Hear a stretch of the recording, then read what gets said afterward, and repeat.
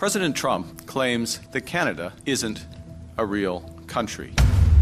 He wants to break us so America can own us.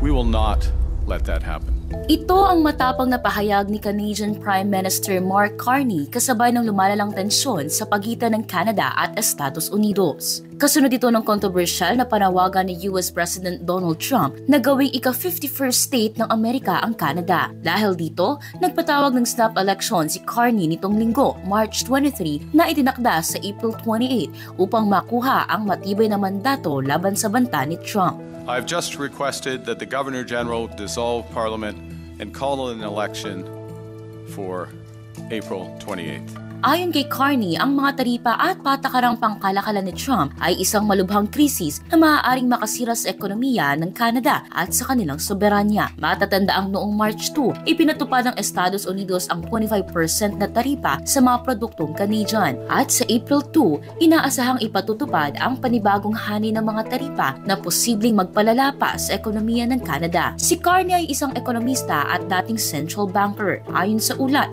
bagamat wala siyang karanasan sa politika o election campaign, nahikayat niya ang Liberal Party na siya ang pinakamainam na leader para harapin si Trump. Giit ni Carney, siya lamang ang may konkretong plano upang ipagtanggol ang Canada laban sa agresibong taripa ni Trump. Sa loob lamang ng 5 linggo, magaganap ang pinakamabilis na kampanya sa kasaysayan ng Canada. Makakalaban ni Carney ang conservative leader na si Pierre Poilievre. Sa ngayon, dikit pa rin ang laban ng dalawa sa mga survey. Para maging updated sa mga happening abroad, mag-follow at mag-subscribe sa social media pages ng News 5.